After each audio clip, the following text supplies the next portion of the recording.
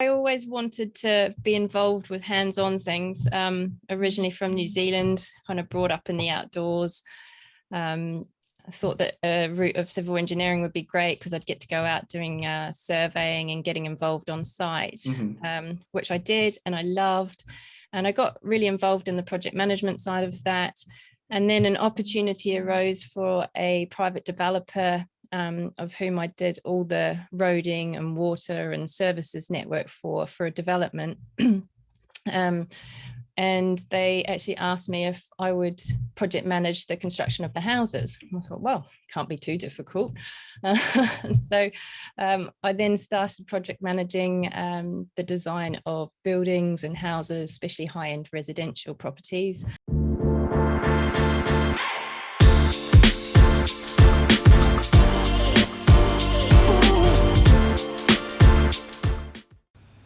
This episode of the Smart Athlete Podcast is brought to you by Solpre. If you're active at all, whether you're running or simply out walking for the day, you've probably experienced one of the number one problems that active people have, and that's chafing. Solpre's all-new, all-natural anti-chafe balm solves that problem while feeding your skin the vital nutrients it needs to be healthy. If you'd like to stop chafing once and for all and treat your body right, go to solpre.com to check out the anti-chafe balm today. That's SOLPRI.com. Welcome to the Smart Athlete Podcast. I'm your host, Jesse Funk. My guest today has a lot of credentials, so stick with me. They're all relevant and all very important. So she actually has a long history as a civil engineer. I'm going to ask her about that because how she gets from there to where she is now is interesting. She's the owner of Koru Wellness, the executive director at the World Halotherapy Association, the founder of the UK Halotherapy Network, the UK rep of the Global Wellness Initiative, and an advisor for global business development for halotherapy solutions. Her sport background is mixed and varied, but ranges from badminton to mountain biking. Welcome to the show, Erin Lee. Thank you very much for having me.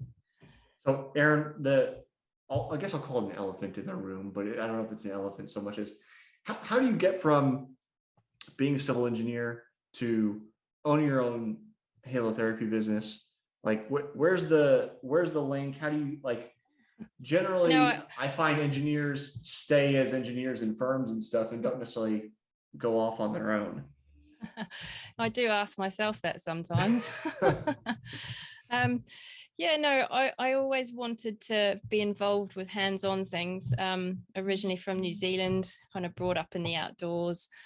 I thought that a route of civil engineering would be great because I'd get to go out doing surveying and getting involved on site, which I did and I loved. And I got really involved in the project management side of that. And then an opportunity arose for a private developer of whom I did all the roading and water and services network for a development.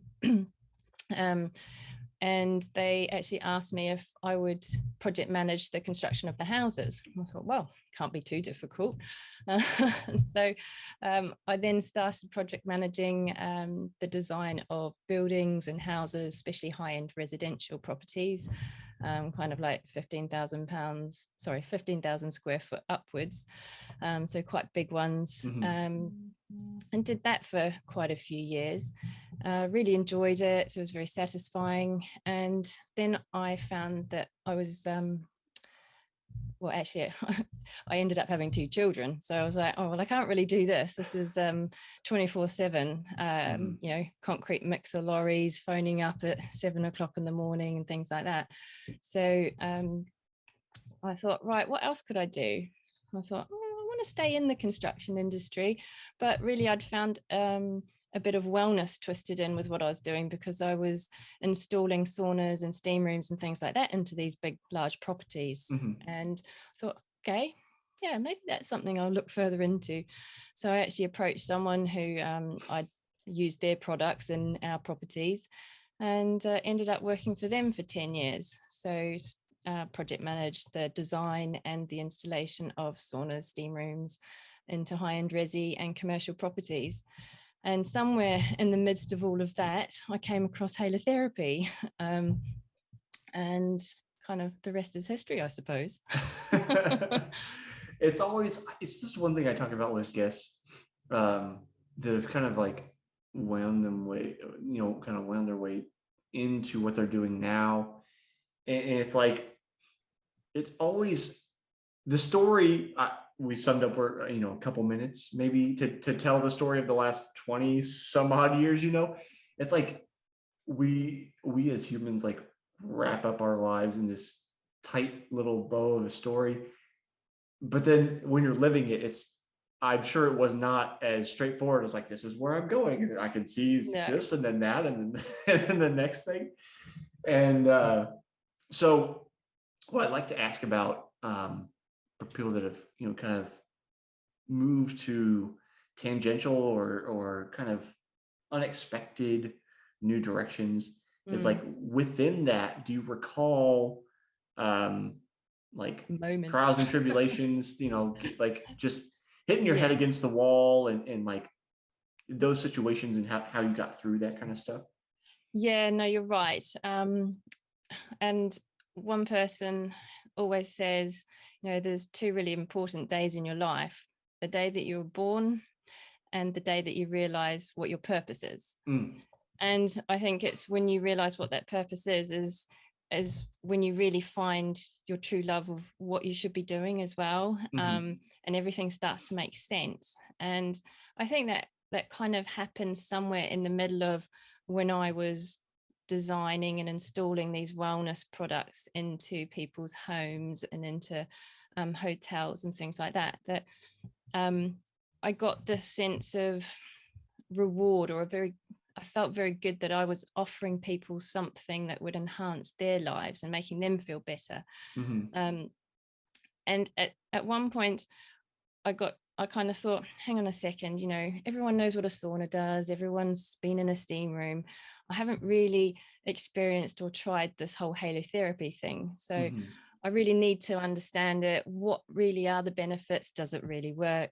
And so I decided, okay, well, let's do that. And got a halotherapy room installed in the showroom of the company I was working for, and encouraged all the staff to use it. And I used it as well. And within 3 weeks, I stopped using my inhalers, my steroid creams. And for the past 3 years, I've not had a lung infection. So I suffered a lot of asthma. I was reliant on my inhalers, and I also suffered really badly from eczema. So for me not to have to use those things, I think that was really what kind of clinched the deal for me. Was, well, if I can get these results, I really need to be sharing this with other people, because I could really make an impact on people's lives. If I'd had the opportunity to use halotherapy when I was a child, I probably wouldn't have gone through a whole lot of things that, have kind of almost scarred me for life.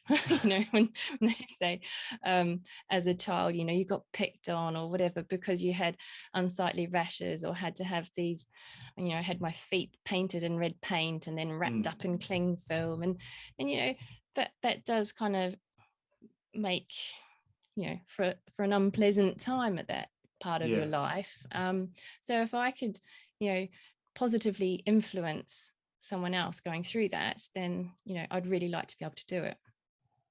So, this is something I always like to ask anybody in, like, we use the umbrella term of alternative medicine. And as I told you before we got going, this is kind of where my company lives as well, because we use essential oils as like an antifungal product. And the reason I ask is because, much like our stuff, and I'm sure you've seen, like with essential oils in particular, I believe, or this is my position, there is a limited, like, efficacious use of them. And there's also plenty of people that sell them as like snake oil. And trying to find the lines and differentiation between the two, I think, is part of our jobs as professionals, but also just as people, to say, like, yes, it's effective at this. No, it's not a cure-all. And you see the same thing in like the CBD industry, where like some people are like, here's the very limited things. Maybe we don't have studies for it yet, with CBD in particular, because of legalities. With halotherapy, maybe because of funding, not everything gets a gets a study done. But so I want to ask you about like the mechanics, if or what studies may have been done so far. How is it supposed to work? And then maybe to back up for the listeners, if they don't already know, what is halotherapy? Yeah. halotherapy? Well, perhaps we'll start from the very beginning then. Obviously, halo is the Greek word for salt. So that's where the halo comes from. And over 100 years ago, there was a Polish physician, and he noticed that the miners working in the salt mines didn't seem to suffer from the same respiratory conditions as the general public did. So he thought he would do some further investigation into that, and basically discovered that it was because of this salty climate, microclimate, that being antibacterial, antimicrobial, and anti-inflammatory, it was making the miners a lot healthier. So he actually started to prescribe sessions in the salt mines to some of his patients, and he started to see really positive results. So that was originally called speleotherapy because it's done underground in the salt mines. More recently, technology, with technology advances, they've managed to create a thing called a halogenerator, which basically mimics that same salty climate. And it's a mechanical device which you put in pharmaceutical grade salt, so 99.9% sodium chloride into it. And then it grinds that down and then disperses particles between 0.3 and 0.5 microns in size. So that goes into the air. And then you sit in a space and breathe the salty air in, and also it can land on your skin, which is also why it's good for the eczema and the psoriasis or dry skin conditions, which I benefited from. So that's where it came from. The benefits of halotherapy are quite vast, and there's probably even ones that we don't really know about. I guess the main thing that it's known for is for the improvement it can have on respiratory conditions, such as asthma, COPD, cystic fibrosis, bronchitis, allergies, sinusitis, those kind of mucousy and inflammatory conditions.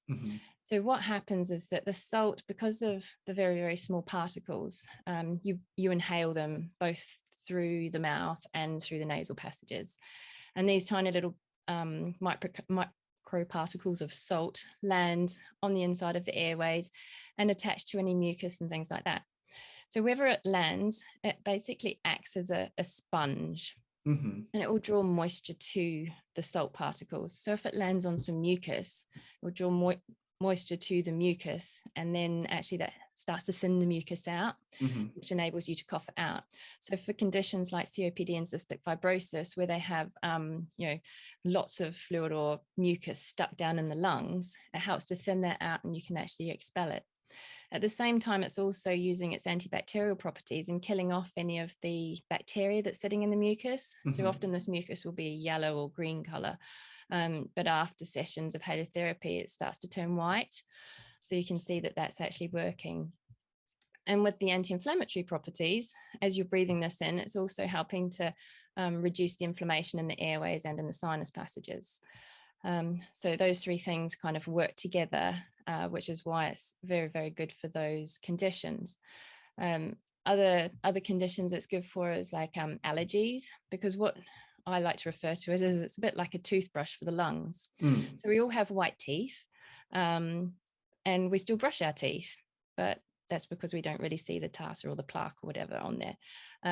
So why aren't we cleaning our lungs on a regular basis as well? Because every day we're taking between 17,000 and 21,000 breaths, and we're inhaling whatever particles and pathogens and pollution and all sorts into our lungs through our sinus passages, but we're not cleaning it out.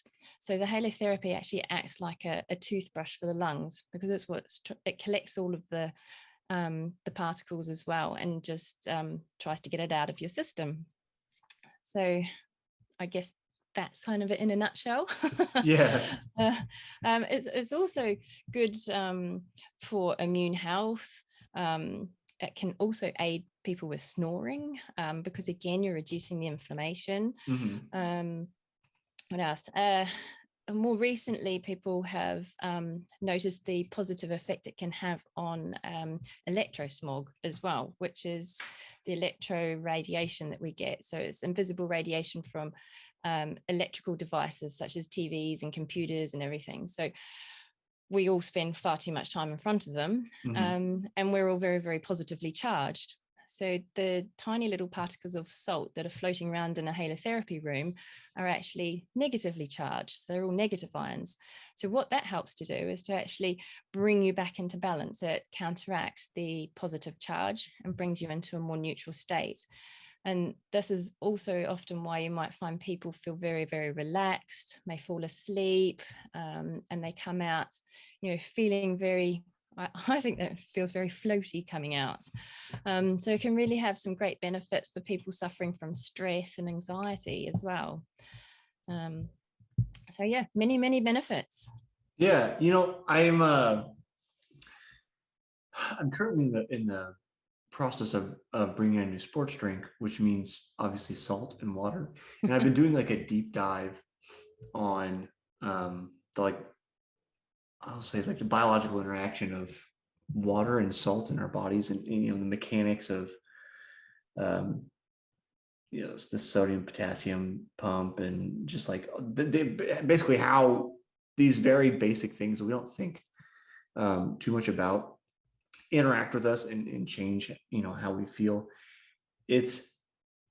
I think in principle it's pretty interesting to think about. I think intuitively it probably makes sense with thinking about the mechanics of inhaling small parts of salt and then it drawing water to it, because that happens, right? So like if you drink too much salt, your body's going to try to expel it by bringing water to it and moving it through your kidneys and out of your body. Dehydration, yeah. So it's that same mechanic, and I simply don't know. I'm not a doctor, nor do I specialize in lung physiology, so I always wonder about that, though, is like, what processes do the lungs go through to deal with all of the stuff that gets into them, right? Like how do the obviously people who smoke end up with like terribly charred and scarred lungs because of all the stuff, and that's clearly an extreme example of breathing in all these excess particles. But so now I'm like, I'm gonna have to like go, because I suffer from sinusitis all year round, so I'm like, maybe I'll go try it out. We'll see what happens. It's certainly worth a try. And with all natural remedies and anything, it's not an overnight fix. It's not a one-hit wonder. It's like training or getting fit or going on a diet or something. It takes commitment, and it's different for everybody as well. But what I say with the halotherapy is that you really need to front load it. So you should really do a good number of sessions up front. So a lot of my clients will come in maybe 3 times in the first week, depending on how severe their condition is. It might be another 2 weeks of 3 sessions a week. Some people will then start to taper down to 2 sessions a week, then down to 1. And then once you're on top of it and it's become manageable, you can start doing once a week. Some people can even do once every 2 or 3 weeks, if that's just asthma, because you've actually got on top of the condition. So the salt is in the system, you've cleaned out the lungs, and you're stopping that kind of hyper-responsiveness to any of the allergens that are setting you off. So, it's a gradual improvement, but not saying that you won't feel it after the first session. A lot of people will walk out and go, oh, I feel a bit lighter on my chest, or, oh yeah, my nose is already starting to run, or, there are small things that can happen after that first session. And plus you'll always feel nice and relaxed, but you will start to feel the benefits after more sessions. So don't give up after the first one. No, that's fair. It's kind of like I started seeing a massage therapist a number of years ago now, and it's relaxing, I do it from a sport perspective. I still train all the time competitively. And that's a lot of wear and tear on the body. And um, there's again, even with that, skepticism of does it work? Does it do anything? It's used all over the place. But it too, I feel, takes a minute. Like you don't work out all the knots in one session and be like, oh, good to go. And it's also another thing that's kind of like maintenance. You can't just go once a year and be like, oh, good. You're just good forever. Like it's a continual process. As you mentioned, like brushing your teeth. You can't just brush your teeth once a year and hope to have teeth still left in your head in a couple of years. And I think that aspect, I think, is tough for people, like the commitment to a routine. Yeah. Do you have any, so in your case in particular, halotherapy, but in the broader sense, trying to get people to commit to a routine that's hopefully going to positively affect them. Do you have any like Jedi mind tricks to try to help people to get themselves to commit, or like tricks of the trade to be like, get people on the right path? The good thing is if they're prepared to give it a good try in the first instance to see the initial results, so do say 5 to 10 sessions, 95% of people will really realize a difference or an improvement. And if it's a condition that you're wanting to stay on top of versus just clearing a cold, right, you'll notice that if you stop for a while, it starts to creep back again, and then all of a sudden you're kind of back to the same place you were. And then people will go in ups and downs by how they feel and how they respond. And I think once they realize that by continuing to come regularly, they get the best out of it, and they will be able to operate or perform at that higher level. And I guess that leads on nicely to maybe talking a bit about how it can impact sports performance, because I was just getting ready to ask you that. Obviously, to capture it all would be, if you can breathe better, you can function better, which you get muscle oxygen to your muscles, which enables you to perform harder, faster, for longer. But basically, a lot of sports people will suffer from different respiratory conditions, maybe not severe, but without realizing it. But the halotherapy can help to enhance the mucociliary clearance in both asthmatic and healthy patients, because you just do get a build-up in there regardless. It helps to balance the airway surfaces as well, like the surface liquid within the lungs. It helps to clear unwanted inhaled particles from the lungs. So what we were talking about, like pollution and allergens and things like that. It can help with the anti-inflammatory and the bactericidal side of things. So when you're breathing very hard for long periods of time, it is a bit of irritation in the lungs as well. You're also, expanding and contracting them severely if you're pushing your limits, which is really working your muscles, isn't it? So to be able to better oxygenate that and offer any anti-inflammatory benefits to that is really helpful. And then again, it's drug-free, so it's 100% natural, so you're not putting inhalers or steroids into the system. So I think that's kind of like the biggest positive. I've done some of my own studies actually just on athletes. Like I had a friend who's an ultra marathon runner, and she didn't even realize that she had asthma. It was that mild. But when she started using the halotherapy regularly, she really improved her VO2 max and also her peak flow. And to get that kind of 1 or 2% increase on VO2 max it's actually quite a big deal for high performing athletes, at the top level. So so she found that she was really able to up her game, even though it sounds like a really small amount, 1 or 2%. That made a big difference to an ultra marathon runner who is running very long distances and performing for a long period of time. I've also worked with some elite cyclists as well who, you're training all the time and inevitably you're going to get ill. So leading up to big events, they found a very, very positive experience using the halotherapy, because they were kind of fending off the bugs or the germs that might have been brought home or you might normally pick up. So they didn't get ill when they were almost pushing themselves at that limit. And same after an event, you kind of have had that come down, don't you? And your body just goes, ugh. And that's also another potential time where you can get ill.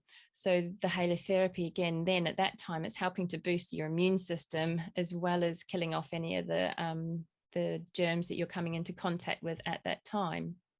So overall, they were finding that they were remaining or staying healthier during the period that they were both training, performing, and using the halotherapy, which was really good to see. And from my own experience as well, I've always enjoyed playing sport or, doing sport. I'm not competing anymore, but you can notice the difference when you can breathe and when you can't breathe, or when you can push yourself. And it's, I always used to find that it was my lungs that were failing. Now it's actually my legs. My lungs are all right. I can keep up with it on that level, but my body gives up before my lungs do now, because I can actually breathe clearly. You said a few things. See if I can try to get around all. Talking about in my discipline, it's races. For other people, it's competitions. But so I come from a running and endurance sport background, and there's definitely like that like for many people who have worked too hard, that like post race exhaustion, like you've held it all together. I think it happens definitely in the race itself.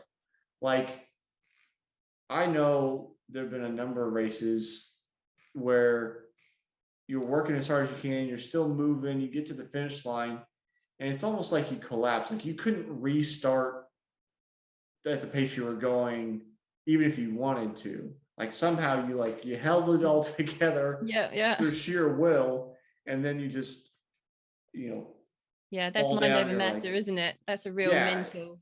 Right. And that is a challenge, especially for endurance athletes, is having a strong immune response or having a strong immune system, because of the high load of fatigue constantly over a season to try to hit those new valleys and recover and peak. And it makes you susceptible to all kinds of things, even though the kind of annoying thing is that, you'll see articles about, even from doctors, about, working out makes your immune system better. It's like, well, yes, but within that, especially for us, it can be worse at times when you make yourself more fatigued.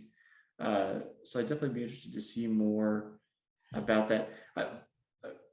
What was the other point? Oh, you said you're not competing anymore, and I have to ask you why, because it seems like you've done a lot of different things. Everybody missed in the intro all of the various sports that you've done. But if you're not competing anymore, did you get bored of the sports thing? Is that why you're jumping around? Like what's with all the sports, and why are you not competing anymore? I think I had my day. I enjoyed it. I enjoyed competing, but now I actually just do it for the love of it. It's changed. I think having children's changed me, and I just like being active. I love just going out and doing anything and everything still. But cycling, mountain biking, still my passion. But I think there's a different time in my life now where I've just taken the pressure off of the performance, and I realized I couldn't do it all. I couldn't have the family, perform and work hard. So something had to give. but I do make sure I still get out there and enjoy doing the sports regularly, like every day. Otherwise I think I struggle as well. I get itchy feet and I don't feel great. It is a huge mood booster, isn't it? But just going back to talking about the recovery side of sports, there are a couple of new products which have come onto the market that include halotherapy. There's one that is a combination unit which combines halotherapy with infrared. And that we are finding is absolutely fantastic, because obviously you've got all the benefits of the infrared heat, which is, it's not I don't know if many people know what an infrasauna is versus a normal sauna. So in a traditional normal Finnish sauna, you're basically heating the room up really, really hot and sweating. But with an infrasauna, it's a lower heat, but it targets the muscles. So it doesn't warm up the air, it actually warms the solid. So that the heat targets your body, it targets the muscles, and it helps with repairing the muscles. It gets to the cells that are in the muscles.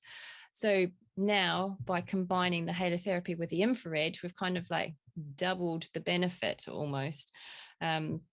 So yes, Halotherapy Solutions now do a unit called the Halo IR, which is also available to purchase for your home. So if you have got a space bigger than 1.2 meters squared, I'm sorry, I don't know what that is in feet. It's roughly 10 square feet if I did that conversion right in my head. So it doesn't take up a lot of space. That's a single unit, and you get the benefit of both things. Great for going and sitting in, also in the winter when you're cold. But the unit comes with medical grade chromotherapy lighting, aromatherapy, halotherapy, and infra. So it's kind of, I call it a bit of a wellness cocktail in one. With all the benefits with the muscle tension and stress, that the heat can also alleviate chronic pain and helps with arthritis. So there's a whole load of benefits there with that one. And then they've also formed a new partnership as well with a red light company, so photobiomodulation, which targets the mitochondria, the cells, and helps with the cell reproduction and getting them to function well. So now you can actually have the benefit of halotherapy and red light. So that helps again with speeding up the recovery process, helps again with the pain and inflammation, promotes the detoxification, relieves your tension and stress. In that unit, you're not adding any heat to it. So you could also use that unit to do stretching or yoga or Pilates or something in as well. And these two options, I think, going back to something else that we said earlier, is how do you integrate it into your daily life or your routine? This would be a very good way to do that. The units are affordable. They fit into your home. They're basically what I call a flat pack system. So it's prefabricated unit that just puts together in under 90 minutes. So pretty much anyone can do it. And that way you've got no excuse really, because it's there in your own home. That's a good, but if you allow me to play devil's advocate, a lot of people buy home gyms and don't use them. So again, how do we get them to so let me back up. One of my undergrad degrees is in psychology, so I'm interested in how people tick. and motivation is always tough. Can you motivate people, or does it come internally? So I always wonder how I'm always looking for the secret. So that's why I kind of asked you earlier, how do we get people, how do you get them to commit to whatever? Yeah.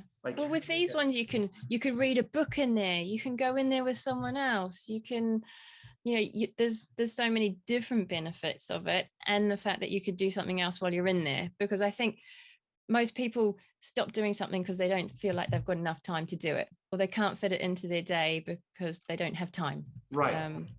Not that they don't necessarily want to. But having these as different options gives you the flexibility to do that, and to also potentially be able to enjoy it with others who don't necessarily need to be sports performers. Yeah. You can go and sit in there with your children. with your partner, whatever, you know, that's not that you have to do it on your own, a bit like going for a massage or something. Right. Mm. And excuse my typing. I was converting the 1.2 square meters. It's like just shy of 13 square feet for my US listeners. Thank you. And they do like, come in 4 sizes. I was like, you know, I was thinking 10 square feet, which is what I said before. And I was like, well, what does that actually relate to? And I think about if it's 13 square feet, I'm 5'10". So it's like if I laid down, it's my body length in 2 directions in that area. So It's not even that much, actually. no. No. No. So 1.2 meters. What's that? 3, 4, 5, 4 or 5 foot? I should know. Well, it's like, oh yeah, you're right. I did the second part of my math wrong there, because that would be like 25 square feet. So it's like it's like half of my body. There we go. Yeah, 4 foot by 4 foot or something like that. Then to get the 4 by 4 is 16 square foot. I'm letting my math professors down right now. So it's not too much bigger than, say, a shower enclosure or something like that. that. Yeah. I was like trying to find something related. I'm like, how would we relate that size? So if you've got a gym, it would fit nicely in the corner. You could do it after a workout, which, you know, would really help with the muscle recovery. Yeah. Or coming in from a run or a bike ride or something like that, come in and do it after that as part of your recovery. Make your protein shake or whatever and go and eat or drink in there while you're doing it. Yeah. It doesn't need to take up any extra time, let's say that. Right. And then, you know, I think that's kind of the heart of one of the things I see people often suggest, or I think works, is like, you know, I keep asking about like, how do we get people to do things? I think part of it's just like routine. Exactly. Yeah. Like routine and identity. Like, after we get done here, I got to go run, get my run in for the day. And it's part of my routine. I run on Fridays.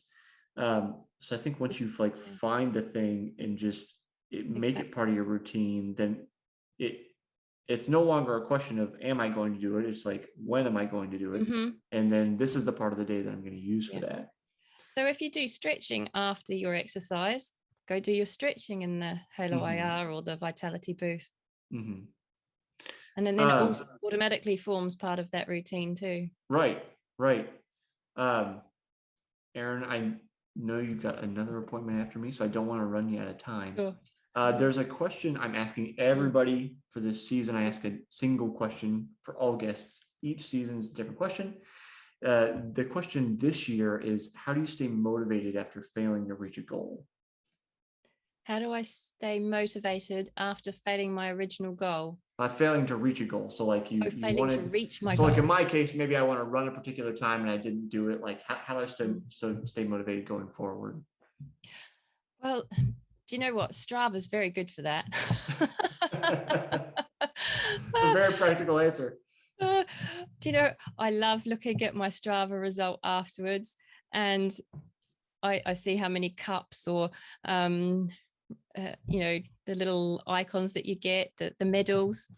That's a very good fitness related one. So I'm always trying to improve it. So it's like, oh, I didn't make it this time. I could have gone and do it next time. And I guess with a lot of my work is related to wellness and well-being, I think. And if I've failed to reach someone, I'm not going to give up. I want to help them. I think I'm here. I've been put here for a purpose, and that's to help make people better or feel better, perform better naturally through the use of halotherapy. And it doesn't matter how many talks I might do or emails I might send, I'm never going to give up, because I believe I can make a difference. And I hope that people will give it a go. That doesn't really answer your question, but I don't really seem to lack the motivation to keep going. I know I'll get there in the end. No, it is a broad question, purposefully, because I don't know that anybody's had the same answer, which is kind of the purpose.